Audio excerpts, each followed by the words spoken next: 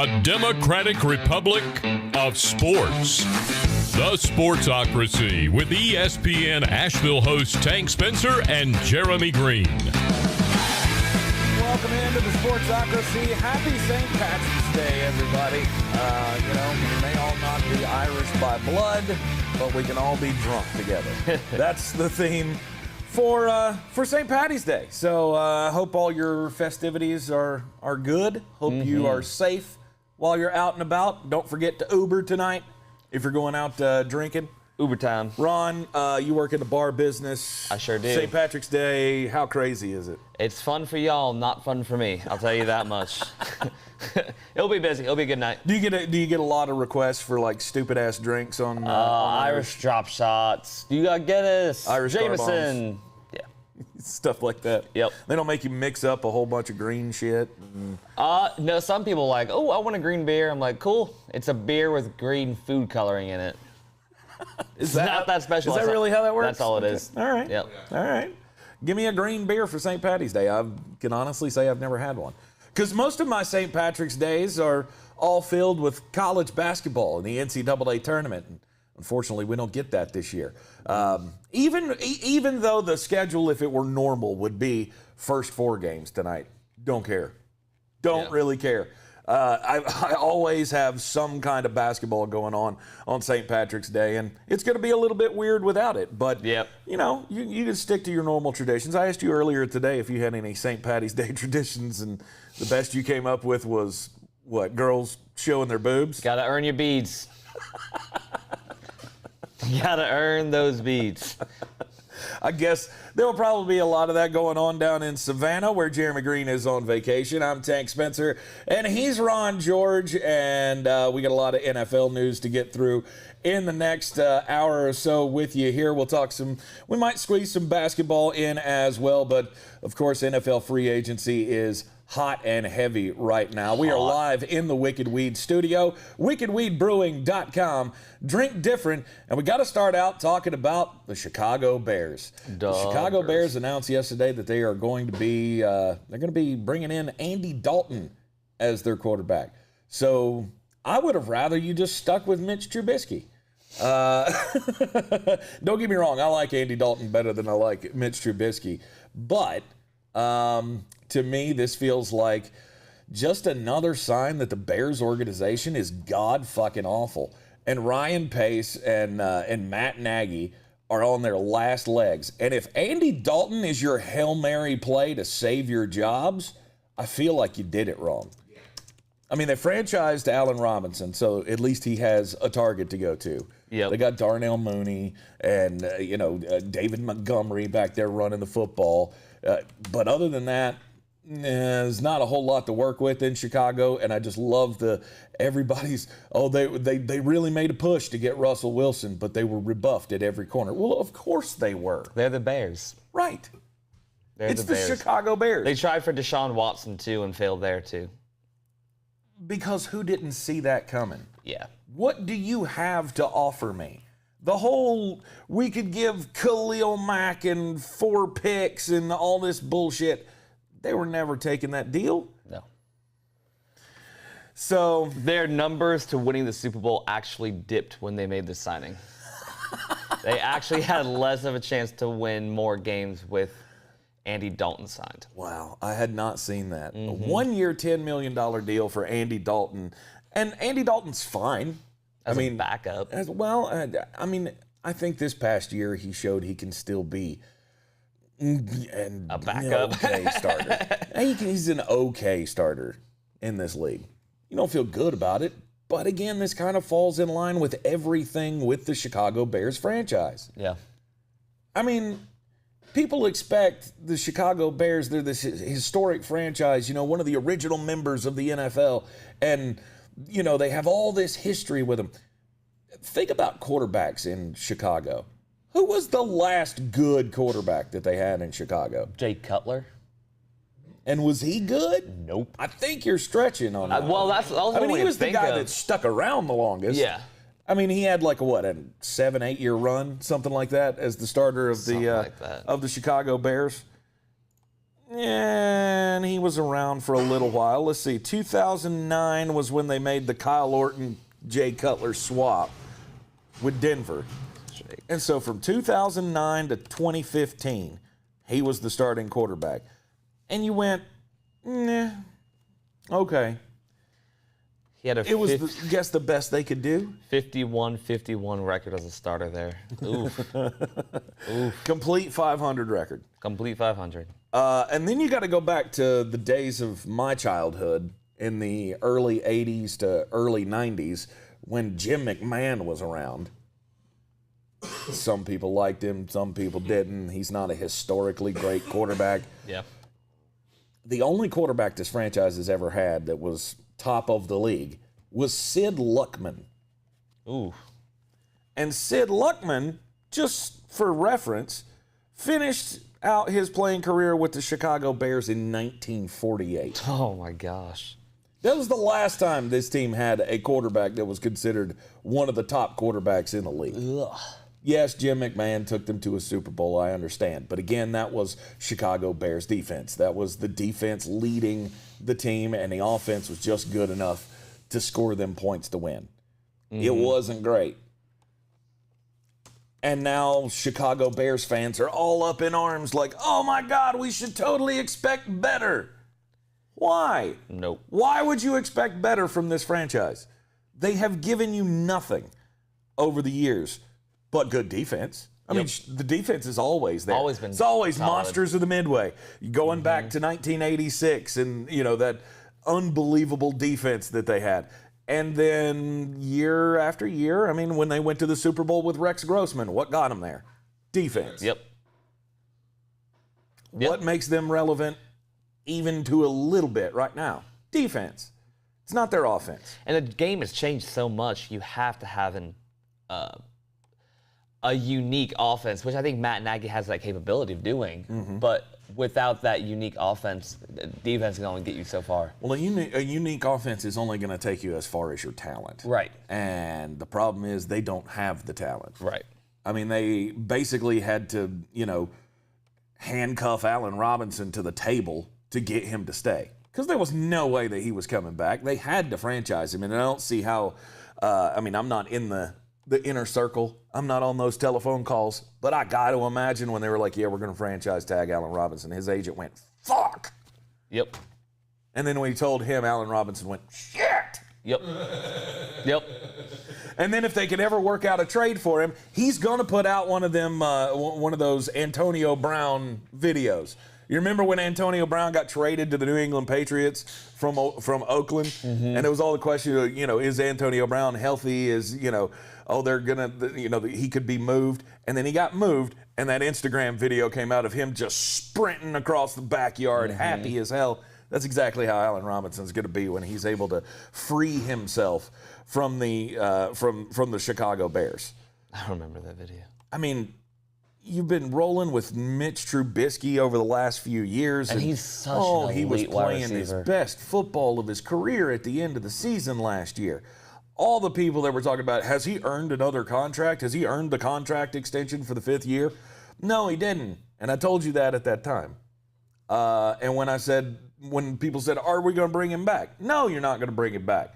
Are we going to bring in a high-level free agent? No, you're not going to bring in a high-level free agent. Nope. No one wants to be a part of this little experiment because we all know what's going to happen. I mean, you snuck into the playoffs at 8-8 this year. I don't know that I see that happening next year. No. Kind of a stroke of luck that you wound up in the playoffs in the first place. Yep. And we know everybody sees the signs. Matt Nagy, Ryan Pace, they are out the door at the end of this year. Why would you try to, you know, tie yourself to a franchise who has no stability in the front office? Yep. Now, granted, some guys may say, oh, well, you want to rise to the challenge, to be the guy to help save their jobs. I don't owe them shit. Mm-hmm. And what am I going to get if I go to Chicago? I'm always going to be playing second fiddle. They have, no, you know, sure, Bears fans are great. Which blows my mind that Russell Wilson would have them as one of the teams he'd want to go to. I still don't know what that was all about. Maybe he has ties to Chicago in some way or just wants to be the next king of Chicago. But again, when was the last time that happened? They haven't had a King of Chicago since Brian Urlacher. Yeah. I mean, I think that Devin Hester. That's actually a great. The best football player, the best fan favorite football player they've had in the was Devin Hester and Brian Urlacher. Good for you. Glad you could sort that out. Andy Dalton comes in to be the quarterback of the Chicago Bears, shows that they struck out at every turn for every big name that they wanted, and they just couldn't do it with Mitchell Trubisky. And I can't blame them, but now the thought is, okay, what do we do after we fire Ryan Pace and Matt Nagy? Because this ain't saving their jobs. No. So, best of luck to you, I guess, but I don't know why Bears fans should feel anything for this team right now. This, to me, seems like a backup quarterback, and they have a feeling they're going to try for another quarterback, though. It just seems like a small contract. It kind of feels like an insurance plan, kind of like what the Texans are doing with Tyrod Taylor. Tyrod Taylor might be the starting quarterback. Mm-hmm. But this doesn't feel like – I can't see them starting Andy Dalton at the beginning of the season. If you have Mr. Trubisky, just why not roll with him? This, to me, seems like an insurance plan to sign another quarterback. But they already have Nick Foles. They're already paying Nick Foles $20 million next year. That's still crazy. Right. I can't believe they're doing that. Well, and we knew when they made that deal with Jacksonville, or with Nick Foles, like, that's not going to happen. Yeah. He's not going to come in here and save this franchise. Nick Foles is a guy that's never worked anywhere except for Philadelphia. And that was that's never going to change. Yep. And now you're rolling with Andy Dalton. I don't think there is room for them to make another move. I don't even think they're looking at making another move. It's just get through the season best we can. And maybe I'm wrong on that. Wouldn't be the first time again. You know the Bears have never had a quarterback with 4,000 passing yards or 30 touchdowns in a season? Really? Not one. I mean, it doesn't shock me. Yeah. I mean, look at the list that I get. Yeah, I know. Let's go down the list. I've got the list pulled up here. Of Chicago Bears starting quarterbacks. Jay Cutler, it does kind of surprise me that Jay Cutler, I'm sure he threw for more than 4,000 yards, but not more than, you're saying both, 4,000 yards and 30 touchdowns. Or are you saying the stat I said either. Oh, it said either. Okay.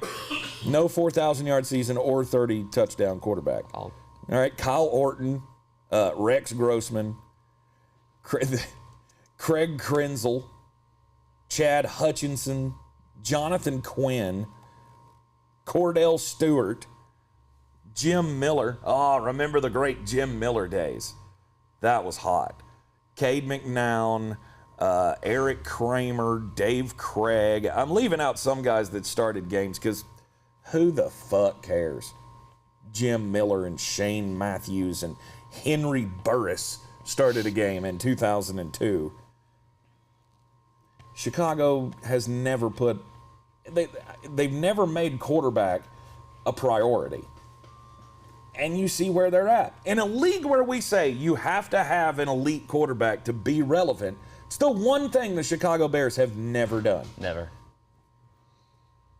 To me, that screams bad franchise. Mm-hmm. At some point, you would think you'd go all in with a quarterback or tie yourself to a decent quarterback. I mean, hell, look at a team like the Carolina Panthers. Yes, I'll throw Cam Newton in this equation. Cam Newton, as much as we've talked shit about him, he had some good years. He had a lot of promise. The guy won an MVP in 2015. They've had a franchise quarterback. Mm-hmm. The Chicago Bears have not. The Jacksonville Jaguars, they fall into that category for me. Jacksonville Jaguars, they're getting ready to get one, though. Yep. With the number one pick, they'll have Trevor Lawrence. Yep. And by God, Jeremy hates it when I use the word can't miss, but I think Trevor Lawrence is a can't miss guy. His career may not last too long, but I tell you what, he's probably going to set the league on fire for 6 years. So even they'll have a franchise quarterback. Mm-hmm. You look at all of the franchises in the NFL. Every team has had a really great quarterback at some point. Now I would have thrown Tampa Bay into this scenario before they got Tom Brady. But I mean, you're only going to get him for 3 years. Yep. Granted, 3 Super Bowls is pretty good, but. But I mean, but like I said, when the news came out that Tom Brady was signing with the Tampa Bay Buccaneers, he didn't even have to take a snap to be the greatest quarterback in franchise history. Yep. Didn't even have to take one. He could have blown out his knee before the start of the season this past year and not played a down. And still, the fact that his name was on a contract with the Tampa Bay Buccaneers, who were the greatest quarterback they'd ever had. And that includes Steve Young. Yep. Because it damn sure wasn't Trent Dilfer or, God love him, my boy Brad Johnson, or, you know, Jeff Garcia. And just when you live in this quarterback hell of you've never had one and you keep taking these long shots, it never works. And the Chicago Bears have never figured it out. And here you go again. For some reason, Jacksonville had Mark Brunell. That's the closest they had. And that is laughable. That's funny. Yeah. No, Steve Young was drafted by the Tampa Bay Buccaneers. He played 1 year? One and 2 years, but he wasn't Steve Young. No, he wasn't. Tampa. He wasn't that. He was under contract. I get it. But don't try to tell me that Steve Drew Young Brees also played for the Chargers, but his he was a Saint talent. But we at least knew who Drew Brees was then, you know. Right. It wasn't like, you know, Steve Young. Steve Young wasn't Steve Young at that point. Yep. He was a prospect, and the team sucked, and he wanted out of town, and the best thing they could do was get him out of town. Yep. But you can't honestly try to tell me that Steve Young's better than Tom Brady. Please don't. Please don't tell me that. Okay. I wanted to make sure that's not the point that's being made in the comments. Right, yeah. Well, they had Steve Young at one point. He ain't better than Tom Brady. And the fact that he played for the team in that scenario that I gave and Tom Brady would not have, still wouldn't have mattered. Yep. In my opinion. But, you know, the Chicago Bears doing Chicago Bears things. And I don't know why anybody's surprised. That's basically my overall view of this whole thing. Going down the quarterback carousel, Jacoby Brissette is now with the Miami Dolphins. The Dolphins signing him to a 1-year deal worth up to $7.5 million with incentives, $5 million guaranteed. I mean, they get a Fitzpatrick replacement. Right. He replaces Fitzpatrick. This is Miami sending the signal that we're all in on Tua. Tua's our guy moving forward. We now have the confirmation. Because I don't think you go through this and sign Jacoby Brissette as the backup and then make a trade for Deshaun Watson. To me, that wouldn't make sense. Unless you include Tua. Yeah, I guess. I mean, I think they're at that point, though. Houston is at that point where if they're going to make a deal, they're going to get a quarterback back. Yeah. One way or the other. Unless the new little rumor that's being lightly reported right now is true, and there may be a new team in the market for Deshaun Watson. We'll get into that in just a minute. Someone else in the mix? Somebody else in the mix for Deshaun Watson. But the windows are closing. You know, we haven't seen the Jets move Sam Darnold yet. Yeah, crazy. And the more that goes, the more, you know, Jeremy used the analogy of the musical chairs game. We've got all these quarterbacks available, and there's too many chairs. At this point, the chairs are disappearing. Yep. With Jacoby Brissett landing in Miami, I don't think there's any movement for them. This is them going out and saying, look, Jacoby Brissett, he's a guy that, you know, Brian Flores is familiar with from his time in New England. So we're going to bring him in. He'll be the backup to Tua. He's, you know, the consummate professional, all the locker room, you know, he's a great locker room guy, a great leader, understands the business. He's going to be great for Tua Tagovailoa to, you know, teach him how to be a pro. I mean, I get it. I mean, that was the role that Ryan Fitzpatrick had, and you needed somebody to take that role as well. Because here again, what if Tua comes out and is bad again? How much longer are you gonna? How much more leash are you gonna give him? Now I think he gets all the leash in the world as a second-year quarterback who, you know, didn't have an off season last year to figure out this new scheme and everything. I think this year's going to go much better for Tua. Yeah. I so much. still I believe in think he got way too much criticism for his first year. Well, it was because you had Joe Burrow come in, and he was throwing 60 times a game and was throwing 300-plus yards every week and a couple of touchdowns, and he was making some plays. And then you had Justin Herbert, who was just one of the best rookies that we've ever seen in the NFL. Yeah. And so by comparison, you looked at it and went, yeah, maybe they missed. Maybe they missed on Tua. Maybe we all missed on Tua. And I still believe that the talent is there, and Tua's going to be the guy moving forward. Yeah. Jacoby Brissett's a great backup guy. And then you got the Houston Texans. The Houston Texans just signing Tyrod Taylor, and that's another guy. Great locker room guy, knows his role, ain't going to make waves. He's going to come in and be a team-first kind of guy. I mean, look what happened in L.A. He could have gotten all salty after the docs punctured his lung and Justin Herbert starts. Then when he gets right, they go, we can't start you. Yep. And Tyrod Taylor knew his role. This is the guy. This is the future of the franchise. It was bad luck. I'm going to roll with it. You know, hell, if he wanted to cause a stink, he could have sued the team over the piercing of his lung when he was getting the steroid injection. But he didn't. He just rolled along with it. And again, I think he's a guy that if Deshaun Watson stays in Houston, they can't get a deal done, and Deshaun decides I'm not playing this year, I think Houston should feel fine with Tyrod Taylor going out there. He's better than A.J. McCarron.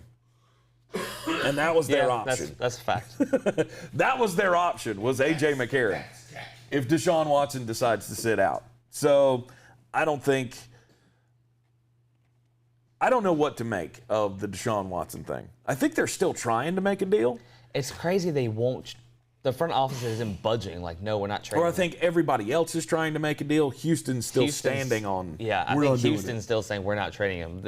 They're going to come to a point where they're like, oh, we got to trade him, and there's going to be no more offers. You're wasting time. Right. You're losing assets by the day. Yeah. You know, all this talk that we had earlier in the offseason, and Jeremy kept trying to warn us, is it's not going to be crazy like you think it is. They're not going to get 5 ones and a young quarterback back for Deshaun Watson. At the time, if they decided to pull the trigger, they could have. They could have. I firmly believe somebody would have gave that up. Mm-hmm. But I guess everybody kind of saw the writing on the wall. As long as Houston's going to stand pat, that list of things that you're going to get back, the assets that you're going to get back, gets smaller and smaller and smaller. Right. Yeah. And now you're at the point where, so New York's out. Joe Douglas has already basically told them to pound sand. Teams are built through the draft, and we're going to hang on to our draft pick. Miami now has Jacoby Brissette and Tua Tagovailoa. I think they're committed to those guys for the season. Yep. You know, I guess Chicago was never really in the talk for Deshaun. They were in the Russell chase, apparently. Yep. But you got, San Francisco. They're eliminated. They're sticking with Jimmy Garoppolo. You got... Your teams are getting small. Right. You got Carolina who might... That's one. I think that's one of the only ones I see happening now. It is. To me, I see 2 teams that can still give them assets. There's only one that I buy that is a legitimate landing spot, and that's the Carolina Panthers. Yep, that's the only one I see. I think the Carolina Panthers, a little birdie told somebody close to us that works in the franchise that this could happen. This could, this is a serious consideration that they're making. Carolina Panthers are looking at it as maybe if everybody else backs out, they'll have to settle for taking number 8 and a first-round draft pick next year and Teddy Bridgewater, or I don't know. I don't know what the package could be. But to me, they're one of the only ones still left on the board. Now, there's a report that's come out from CBS. Jason La Canfora says that there's a team that we're not talking about, and it's kind of surprising after you think about it. Falcons? It's the Eagles. The Philadelphia Eagles have the number 6 pick in the draft. Huh. So they have a better asset to offer to Houston. Houston may still be in that realm to get a quarterback at number 6. I get that, they got Jalen Hurts, and they just had the bad breakup with Carson Wentz and everything, but I don't know. I'm not the money expert. Jeremy's the money guy. I know they're $14 million over the cap, but they've got a lot of dead money this year. Things free up next year. I don't know what kind of deal they could swing for Deshaun Watson this year, what else they would have to cut. I know there's been talk about them trying to get rid of Zach Ertz. Zach Ertz, I think that move would probably save them like $4 or $5 million against the cap. I don't know.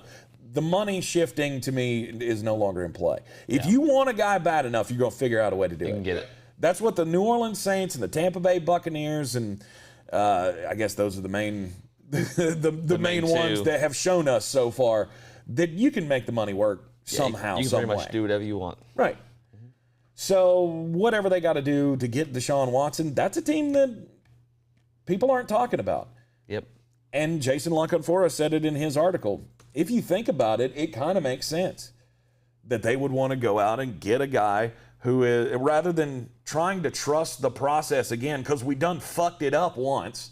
We got, we traded up to get Carson Wentz, kept him here for a few years. Then we drafted Jalen Hurts in the second round. Completely blew up in our faces when Carson didn't play well. We had a controversy all year last year with this half of the franchise or half of the fan base screaming for Jalen Hurts and this half of the fan base saying no, stick with Carson. And now Carson's gone to Indianapolis, and you're left with Jalen Hurts. You want to roll forward with that, or do you want to go out and get a 25-year-old quarterback who's under contract for the next 5 years? Yeah. And if you look at the money isn't all that bad. I mean, you think about the big money that quarterbacks are going to be getting over the next few years. In a couple of years, the Deshaun Watson money could look like a deal. So the fact that he could end up with the Philadelphia Eagles is not being talked about, and Jason LaConfora, like I said, reported in his article that he's heard the whispers so much coming out of that building that now he can't ignore it. Right. So if that's true, to me there are two teams left. Two teams left in the Deshaun Watson hunt. One's the Carolina Panthers. They would be my favorite to get him. That would be my favorite. The second would be the New England Patriots. Where the fuck did that come from? The Philadelphia Eagles. Yeah. Would be the Philadelphia Eagles. And here's the other thing. The Texans may also be stuck. And if they are... And Deshaun will sit. I don't know. I think he will. I really don't know. I do not see him dressing up again. He just doesn't strike me as that kind of guy. He really doesn't. And I don't know if this latest news about Deshaun Watson getting sued is going to have anything to do with teams backing off or not wanting to sign him. I'm not sure how much to put into that. It was just a report that we have very little information on right now, but apparently there is a sexual assault allegation from a masseuse, apparently, that said Deshaun Watson went too far. Can you imagine? I don't know what that means, but... If that were true, and they had to end up cutting him because of it, they could have traded him and got so much asset and then end up having to cut him because of this allegation. That would be one of the greatest things to happen to that organization. Right. I don't know what to believe in this scenario. I don't think but things, history has kind of showed me that anybody's capable of anything. The public face that people put out there, you can't really trust. Anyone can get offended now, so. But that is true. Yeah. But with Deshaun Watson, I will say I will be terribly, terribly shocked if there is truth to this and there was something that happened. And I don't know if that's going to scare anybody off. At this point, I think it's more just let's sit back and let's watch Houston just burn. Let's sit back and watch how badly this thing gets. Because if it keeps getting worse and worse and worse, the price gets lower and lower and lower. And you may be to the point where you can get an Arizona Cardinals type deal out of the Houston Texans to get Deshaun Watson. I'm not saying they're going to end up just giving a 2 for Deshaun Watson. He's worth a lot more than that. But I know Bill O'Brien was the one that made the call. But old Easterby hasn't been hitting on all cylinders lately. Nope. And so he may get forced into a position where they have to do this. They've done nothing to keep Deshaun Watson in the building. The little moves that they've made in this offseason are not going to send anybody. if you're having, second thoughts about whether or not I want to do this again, none of the moves they've made are going to convince anybody. Yeah. They made 2 trades. They get Shaq Lawson from Miami. They get Marcus Cannon from the Patriots. They signed Tyrod Taylor, Mark Ingram. Malik Collins comes over to help on the defensive line, which I don't hate that signing. Christian Kirksey comes in as a linebacker on a cheap-ass deal. Okay, sure. Christian Kirksey will come in and he'll be a fine replacement for Bernardrick McKinney. But it's a downgrade. It's an option of what, they're in blow-up mode. But the one piece that they have to rebuild this franchise to blow it up completely, they're sitting and saying, we don't want to trade him. Fine. The price just keeps getting lower and lower every day you decide to do this. You may be stuck. You see the Raiders just signed John Brown? The Raiders have already picked up John Brown? Okay. I love them. I love them next year. Wait.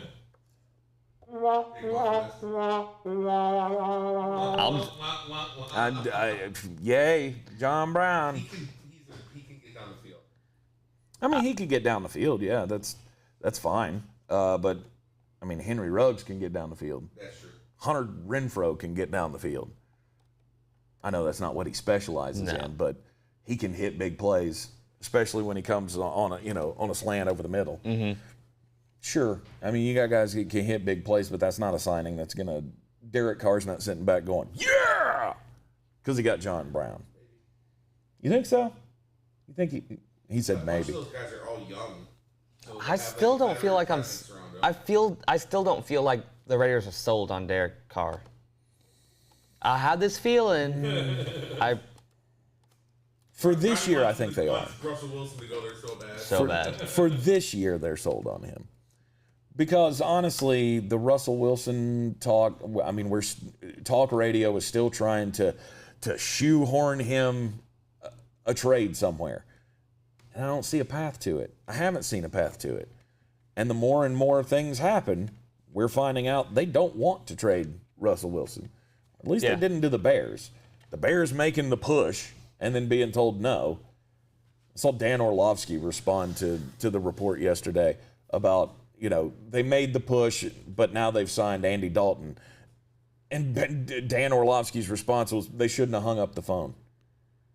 You realize that's 2 ways, right? I mean, you can stay on the phone all you want to, but as long as Seattle's going, we don't want to trade him. No, we really want you to trade him. No, we don't want to trade him. I mean, how long are you going to do that? It's the dumbest thing. But of the 4 teams that he mentioned he would go to, you've got the Cowboys who now have Dak. You have the Chicago Bears who were told no and had to end up resigned to taking Andy Dalton. Who were the other 2? It was the Raiders. Yep. And Saints. The Saints. Yep. The New Orleans Saints. You got Jameis Winston. You don't need exactly. Russell Wilson. Exactly. I mean, that's the shitty position that they find themselves in, but they don't have anything. The thing with the Raiders, though, is they could hold on to Derek Carr.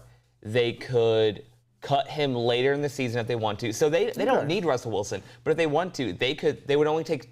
It's only $2.5 million dead money. If they cut Derek Carr, they'd save $19 million, and they could trade for Russell Wilson. OTAs. They don't have to draft a quarterback. It's not a need, but they could get rid of Derek Carr and replace him with Russell. That's why it's my favorite landing spot for him. They don't have to get him right now. Mm-hmm. So if it gets to a point later in the year where Seattle's like, okay, you're a cancer to this organization, we'll get you out of here, that's where I see him going. Okay. Alex Sanders says unless the Bears are going to trade Foles and Dalton and a slew of picks for Wilson. Why would you do that if you're Seattle, though? That's kind of my thought. There was a proposed trade that I liked. It was a first round this year, next year, a third round this year, and a 5th round this year, and Cleveland Farrell. Cleveland Farrell. For Russell Wilson. Right. And I thought that was a decent trade. That's a good, on both sides, 2 firsts, a third, a 5th. And a former first-round pick. That'd be a fair trade. Yeah, I think it would be close to a fair trade. But if I'm Seattle, why? If I feel like the relationship with Russell Wilson. Yeah, if you have to. If you have to, it's not a bad deal. Right. But at all costs, I'm trying to patch this thing up with Russell Wilson. I agree. The problem is they're not doing anything. They're not, and that's where I'm getting nervous. Or excited. Or excited. You're nervous excited?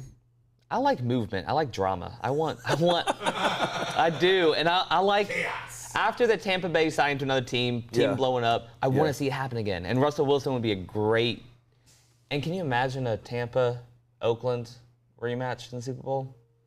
Oh, it'd be great. Oh. It'd be great.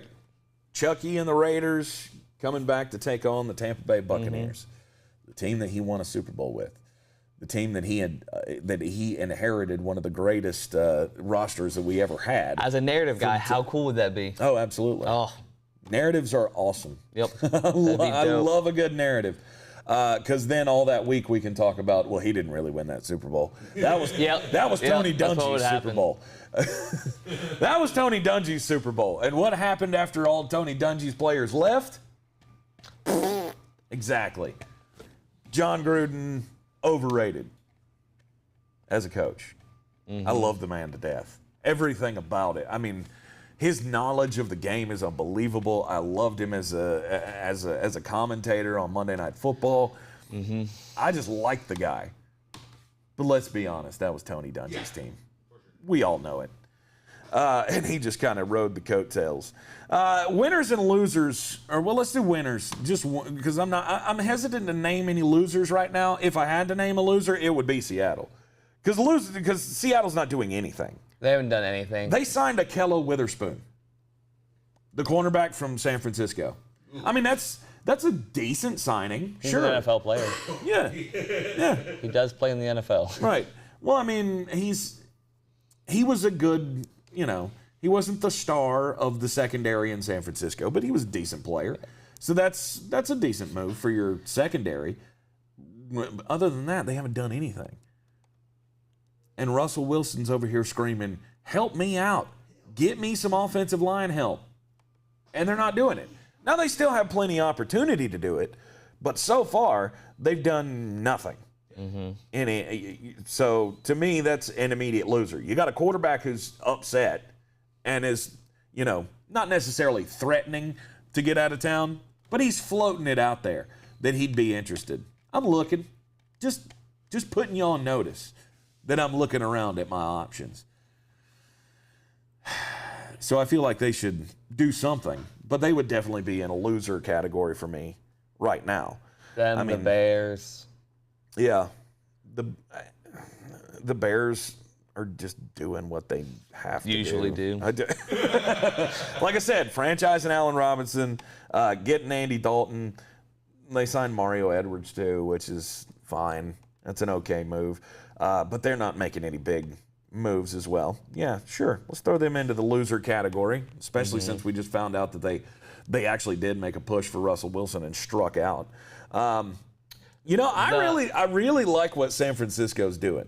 San Francisco's in a place where they're like, we don't need to add a whole lot. We got demolished by injuries last year. We can still be one of the best teams in the NFC, and I think they are. They got that center, Alex Mack, which is a great sign.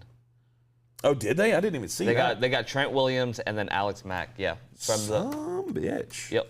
All right, let me add him to my little list here. Alex Mack, do you have the information on that? What he signed for? No, but I can find out.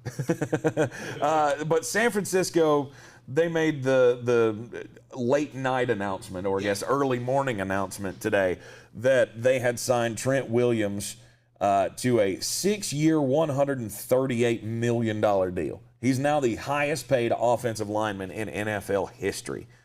And I think he's worth every dime. Honestly, I do. He went back to playing at all-pro level after this fiasco that he had with the Washington football team. And, he refused to play because the doctors screwed up one of his diagnoses or something. He had cancer. And they wouldn't do the biopsies right or something. They wouldn't order him biopsies. And he was just he was done with them, didn't trust them anymore. He goes to San Francisco. Remember last year, that was one of the big you had this worked out deals where I want to say Ronnie Stanley, but that's not his name. Who was the tackle that retired last year? Joe Staley. Joe Staley. Yep. Staley, I was in the ballpark. When Joe Staley retired, and then immediately they announced that they had traded with the Washington football team to get Trent Williams. I had a great feeling that was going to work out, and it worked out wonderfully for them. So they sign him, make him the highest paid offensive lineman in history. They have, I want to say that they made Kyle Juszczyk the highest paid fullback in history. I never saw that reported, but I can't remember a fullback ever getting a $50 million deal. Yeah. That's very, very rare. Very rare. I mean, hell, Mike Allstott never got $50 million. I mean, it was different salary cap back then. Oh, absolutely. The money was way different back then. But still, I mean, if there was going to be a $50 million fullback in NFL history, it would have been Mike Allstott. Tampa Bay fan speaking here. I think he's a Hall of Famer, too, and a lot of people tell me I'm crazy for that. He 100% was. Did you like the Emmanuel Sanders signing? I did. I like that one a lot. I did like that, but let's stick with San Francisco here real quick. Oh, yeah. So we got Trent Williams, Alex Mack, Kyle Juszczyk, Jason Verrett, who's a good veteran in the secondary. Samson Ebukam. It's not a big signing, but I like him in that defensive front. And then Emmanuel Mosley. They kept him in their secondary. So they had a lot of secondary pieces that were walking away. Richard Sherman, I think the latest I heard on him was that he's now being tied to the Cowboys. I think it was. I think the Cowboys and the Jets are now in on Richard Sherman, and he'll go one of the two places. But Akello Witherspoon was another one, and as I said, he's now in Seattle.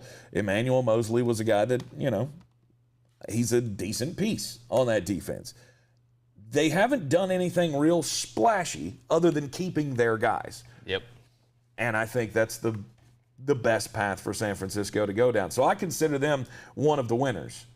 The Los Angeles Chargers, with the additions that they've made on their offensive line, getting Corey Linsley from Green Bay, an all-pro center, getting Matt Filer from the Pittsburgh Steelers, that's the one thing you want to do. You want to get an offensive line to protect your quarterback, and you've got your, quarterback of the future.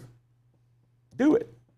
Pull the trigger on all of the offensive line deals you can. See, this is the kind of thing that Seattle needs to be doing. They need to try to figure out a way. Now, I understand they don't have a lot of money to work with, and that the Chargers had more money than they did. But Cincinnati, they're another one. On the defensive side of the ball, I like what they've put together so far. I like what they've been doing. Yeah. Trey Hendrickson as an edge rusher, Mike Hilton and Chidobe Awuzie from Dallas, they're formidable corners. Mike Hilton's a really good one. Yep. So I like the pieces that they've added on defense. Emmanuel Sanders. Yes, Emmanuel Sanders going to Buffalo. I think he's going to be a fine piece for them to have. But I just don't. I don't know. I mean, he's very Cole. He's very Cole Beasley to me. Yeah, I see that. I see it helping with. So I mean, Stephon Diggs. You think it'll help with Stephon Diggs? A little bit. I don't know. Not too. I don't think Stephon Diggs needs that much help. Yeah, and Stephon Diggs doesn't need a lot of help. Yeah. But Emmanuel Sanders, I mean, he's, 33, 32, something like that. He's old. He had a good season with Drew Brees. A decent, okay season. It was Drew okay. Brees was falling off. It wasn't as good as I thought it was going to be. Well, Drew Brees wasn't as good as we thought he was going to be either. True. That is very true. But Emmanuel Sanders going to Buffalo. I mean, Buffalo to me is they're picking their spots. Yep. Well-run franchises do this. They just pick their spots, find their values. They get $6 million for Emmanuel Sanders. I don't think that's too much. No. They re-signed Matt Milano. They took care of Darrell Williams. They're doing fine. And they're going to be right back at the top of the league. Yep. As far as other winners, I mean...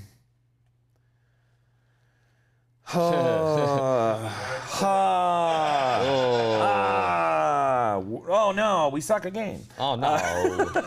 No. Denver to me is a team that's not being talked about, and they've they've done fine franchising Justin Simmons. They picked up the option this year on Von Miller. Shelby Harris is coming back, and they signed Ronald Darby for some pieces that they're going to lose in the secondary. I think that's a fine offseason so far. Now, granted, today is the day that the league year Technically, opens. they can all do the signing today. Right. Everything can start becoming official today.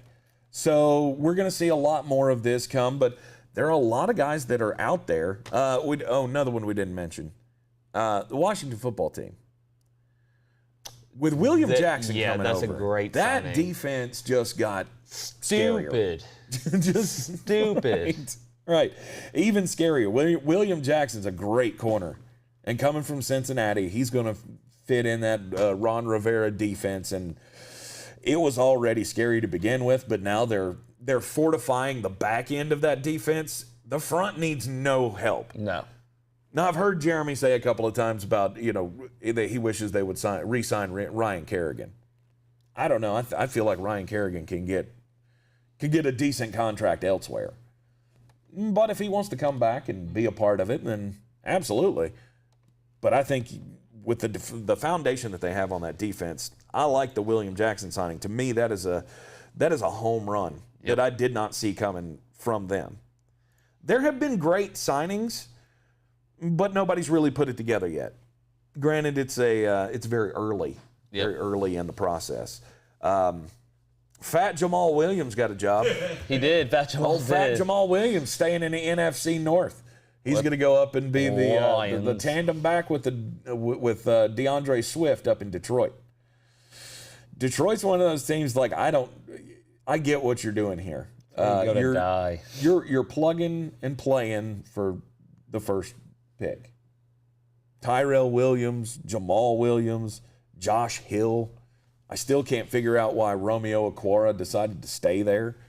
Yeah. It's not a destination to me.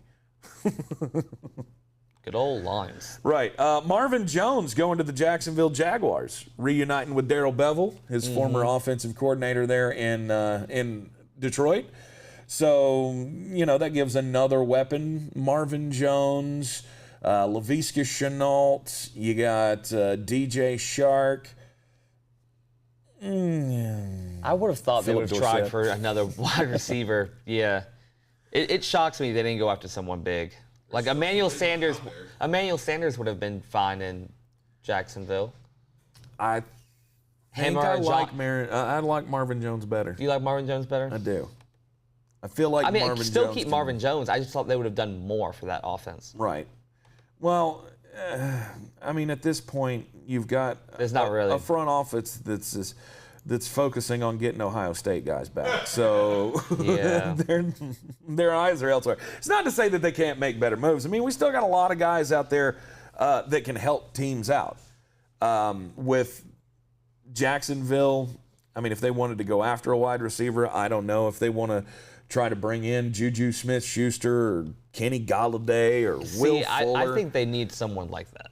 Will Fuller's a guy that kind of shocks me. I thought he would be one of the first guys to get calls and to work out a deal. But not so much. Curtis Samuel is still floating out there as well. Yeah. So you've got, to me, 4 premier wide receivers that are still available in free agency, and the scuttlebutt right now is that there's so many options out there. Only a couple of guys have gotten money so far, and now everybody's just kind of bidding against themselves for wide receivers. I don't know how many bids are out there, but there are a lot left. And then you got secondary guys like A.J. Greene. Somebody going to take a shot on him. Mm-hmm. Sammy Watkins. I think he's still a decent piece, and he's still young. I think about Sammy Watkins, and I think, God damn, this guy's been in the league for 15 years. And he's done well. But he's not. He's only been in the league, 6 years? 7 years? Something like that. And he was young coming in, too. Yeah, exactly. T.Y. Hilton, Antonio Brown. You got a lot of wide receivers out there. There's a lot of, again, this may be a situation where you just don't, all the chairs aren't there. That's true. For wide receivers, and especially at big money. You don't have to throw big money at a wide receiver like the Jets did with Corey Davis. I've seen a lot of people trash that too. That Corey Davis was that New York overpaid for Corey Davis or that he doesn't fit there or what. Look, I'm not the scheme guy. Jeremy's the scheme guy. He's the X's and O's guy. But to me, I look at Corey Davis and go, that guy can help you. Yeah. That guy can help your franchise immensely. When it comes to Seattle, I mean, will you feel better? And do you think that they will go out and try to get some of these linemen that are out there? They need to. If they're going to keep Russell, they need to. We got Alejandro Villanueva is out there, good veteran piece. Russell Okung, I don't know, did that end badly for them? Could they bring him back? Eric Fisher, Mitchell Schwartz, both cut loose from the Kansas City Chiefs. Mm-hmm. They're out there as well. Fisher would be a great addition. So David Andrews is another one. Mm-hmm. You got to do something. Yeah. And I feel like Seattle needs to start spending on an offensive line to quell all this bullshit with Russell Wilson because he ain't going anywhere. Like I've said, if it comes down to it, it's Russell Wilson and everybody else can fuck down a road, as Jeremy says. Yeah. I don't care who you are. Yeah. Anybody in that organization, if the ownership looks at this thing and does it smart, Russell Wilson's here to stay forever. And if you got a problem with Russell or you're not going to put the pieces around to make Russell better, then y'all can leave. But that's the one piece I'm never giving up. Right. That's just how I see it. On the defensive side of the ball, guys still out there. Hassan Reddick kind of surprises me that nobody snatched him up yet. Like I mentioned, Ryan Kerrigan is still out there. Yeah, and then after that, it's just a bunch of guys who, you know, had their moment in the sun, and we don't really know what's left of them. Carlos Dunlap and Jadeveon Clowney was a complete disaster in Tennessee. Oh, yeah. Nobody's going to give him big-time money again. No. I think they're finally learning that while he can be a disruptor, you got to start putting up stats to get big money in this league. And it's something that Jadeveon Clowney just hasn't been able to do. Yeah. And going without a sack at all this year really hurt his prospects. Hell, I think he's only had like 15 or 16 sacks in his whole career. The numbers just aren't there. Again, he's a great disruptor, but what do you get? Adoree Jackson being cut loose from the Tennessee Titans kind of made me scratch my head. I mean, they have just completely dumped everything. And granted, last year that Tennessee secondary was god-awful. Mm-hmm. But I don't know that I've ever seen any team go scorched earth completely on their secondary like the Tennessee Titans have done. Yeah. I mean, it's Desmond King, Adoree Jackson, Malcolm Butler, they're all gone. Mm-hmm. And your replacement so far is Janoris Jenkins. Ooh. Starting off well. Ooh. We're starting off well. Oh, man. I think Bud Dupree is obviously the best signing that they've done. But where you go from here, I mean, maybe Tennessee reaches out to Casey Hayward or A.J. Bouye. They need to do something to bolster that secondary. And they decided, well, this crop of guys didn't work. Let's shuffle them off. Adoree Jackson's really fast. His defensive play is lacking at times. Mm-hmm. And so I can see why they made the decision to move on from that. But those are basically the biggest names that are left out there on the market. Where teams are going to go, we'll just have to wait and see. But like I said, today is the first day, the official first day of the NFL year. Mm-hmm. And we'll have more and more signings coming out. And I imagine a lot of these big names are going to... Yeah, I think today's going to start coming off the board. A big day. We're going to start scratching off this list a little more today. Brian, stop it. What's that? He says in the comments, you want to see Curtis Samuel end up with the G-Man. Stop that. You don't have to do that now. Yeah. You have a wide receiver. You got one yesterday. John Ross. Is that right? We got to give Danny right? Dimes more weapons. So what do? Let's go out and get him John Ross and Devontae Booker. Fuck yeah. Go G-Man.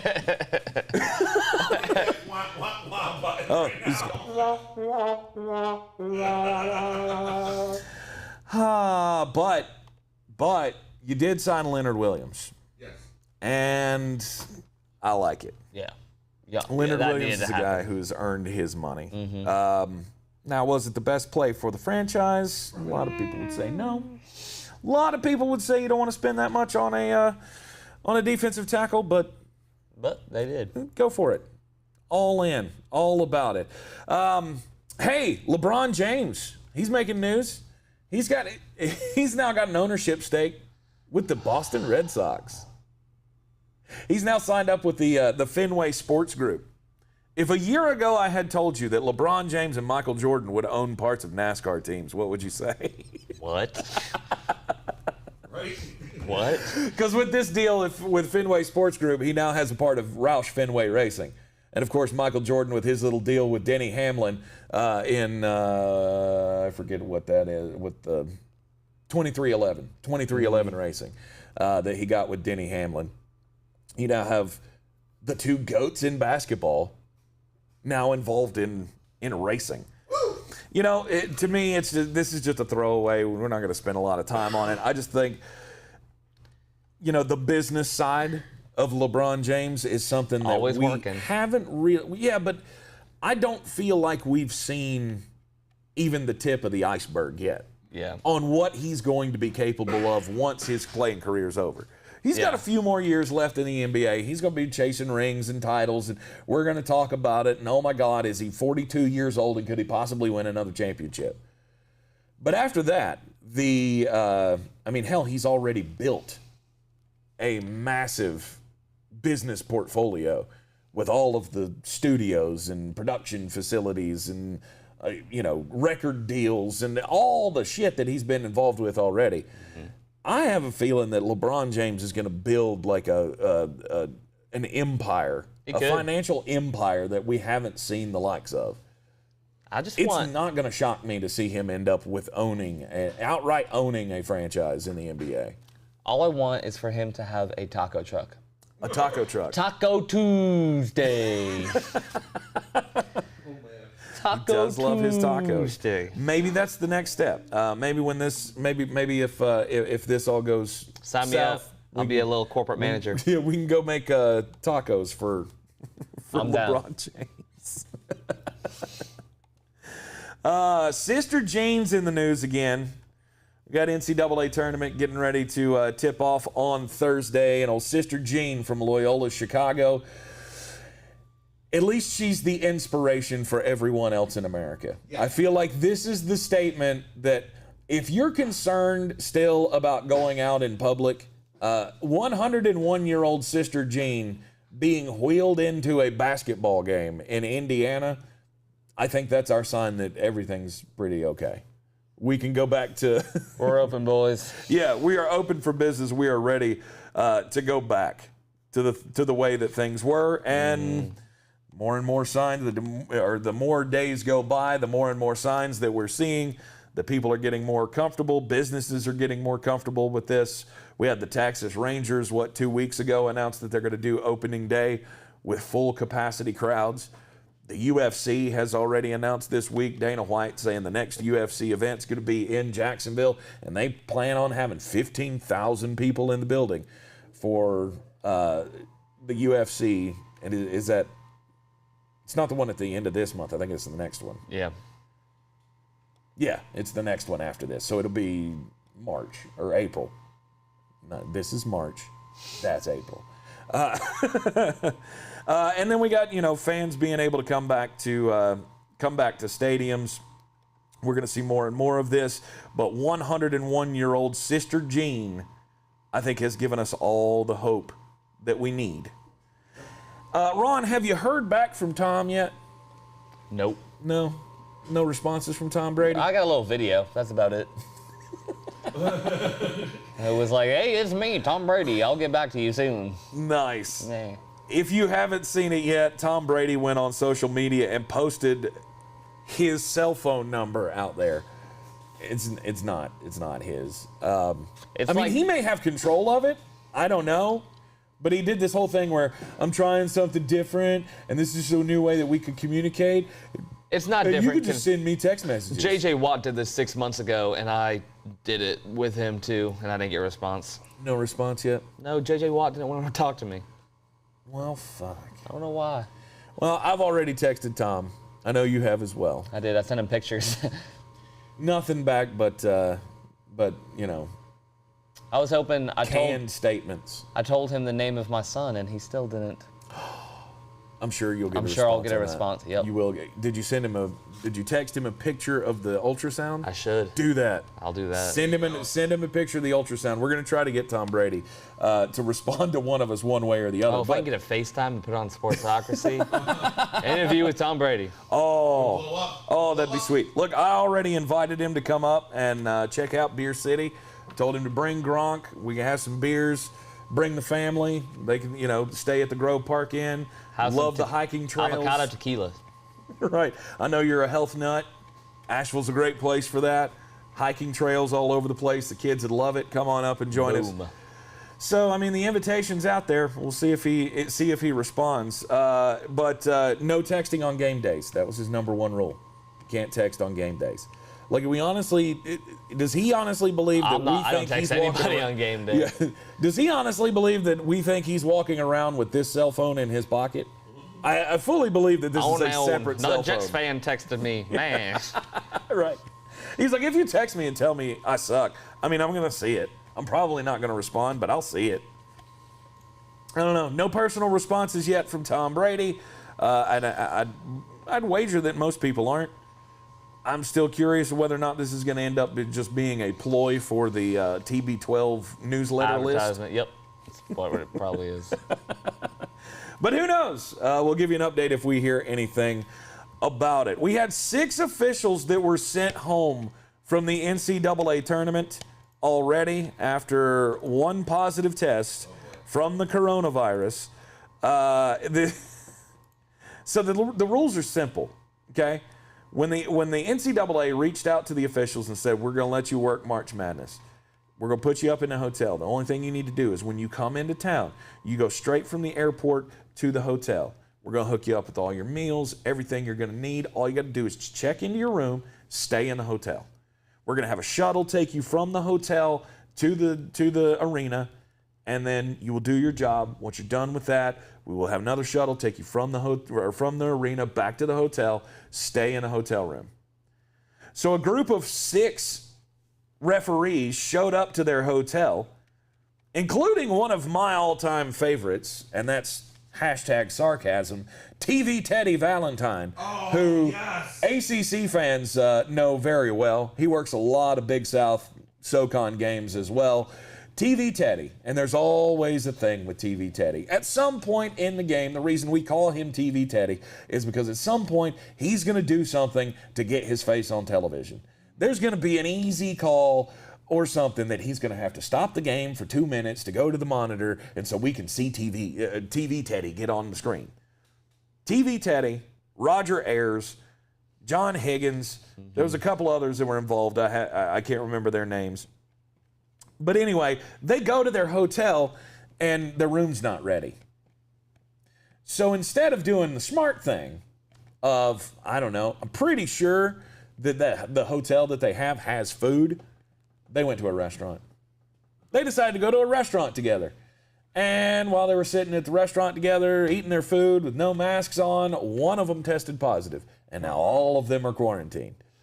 Close contacts, and they're done. So apparently 4 of the referees are going to be replaced. 2 of them are not. I don't know what the significance of that is, whether that's going to put them in a referee crunch. Are we going to be delaying games so we can get one crew from one arena to the other? I have a feeling they sorted that out a little bit better than that, but it is the NCAA. They could fuck this up somehow. Yep. But here you go. Even the referees can't even follow the protocols. So when you say, I don't think there's going to be an impact from the coronavirus on this tournament, bullshit. Yep. Because we know it's coming. Somewhere, some team, don't know who, is going to end up testing positive, having a close contact.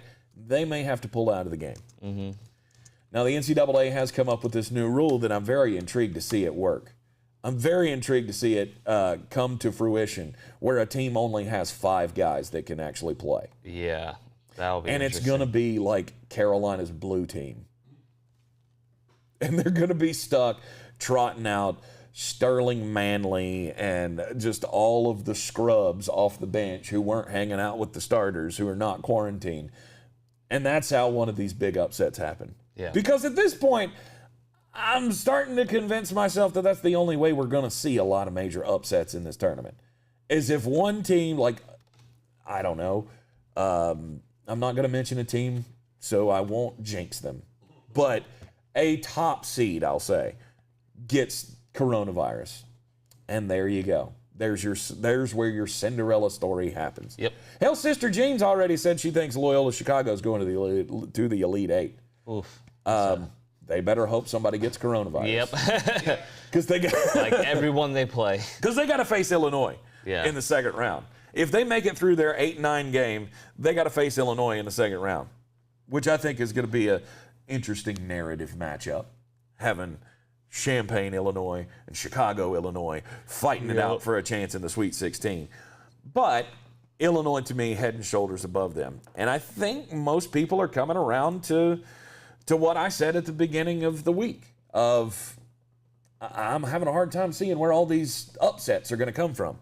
Where is all the chaos? Brian said he came up with his Final Four, and you had what? 3 1s and a 4. 3 1s and a 4. He's got 3. Would you have Florida State in the Final Four? Yeah. Yep, that was your 4. Yeah. The top teams are just so good. Have you really done good. your brackets yet? I have. Do you have anybody lower than a 4 seed in the Final Four? Well, I have like 12 brackets done. I see a path where UNC could potentially get to the Final Four. I mean, that makes me happy on the inside. Yeah, there's a path where they could. Wait. Went from 6 to 12. In the dream world where the North Carolina Tar Heels make the Final Four this year, I don't see it happening. But I mean, if you're gonna pick one, They're not a majority of my brackets, but Right. I could see a path where they could go. but other than that, do you have any other big seeds in the Final Four? No. I just don't see it. I really don't. And let's see here. Oh, here's one from CBS. So they like to run their little computer simulations. Ran the computer simulations on this tournament 10,000 times. And the biggest upsets, the most common upsets that they came up with in the tournament, I'm going to give them to you. Okay. Number 9 seed St. Bonaventure knocking off number 8 seed LSU. Huge. Wow. Huge upset. Very huge. The only other one that they give us, 12 seed Big East champion Georgetown upsetting number 5 Colorado. Nah, that won't happen. Oh, I don't know about that. I'm pulling hard. I'm pulling hard for Georgetown to win that game. I got them in my bracket. I think they get 1 win. Frankly, because I'm just sick and tired of everybody talking about Colorado. But it is one of those things. It's like, yeah, okay, I can see it. They've got some good, they got good size on Georgetown. They've been playing excellent basketball. They're on a high from the Big East tournament. Sure, they can catch fire and take down Colorado, but again, you're talking about some of the things that matter the most in the NCAA tournament are what? Taking care of the basketball, playing good defense, making free throws. That's what Colorado does. I like Maryland upsetting as one of mine. Yep. Ohio upsetting Virginia. Mm-hmm. And Eastern Washington upsetting Kansas. Yep. Those are the big 3. I got all those. For me. I got all those in my bracket. But other than that, I don't think it's going to happen. Everybody, like I said, everybody wants to talk about these sexy little picks of Liberty and Colgate and whatever. Like, okay, well, I believe in I believe in Cade Cunningham and Oklahoma State much more than that to put them out in the first round losing to Liberty, a team that shoots great three-pointers. Yep. Awesome. Sweet.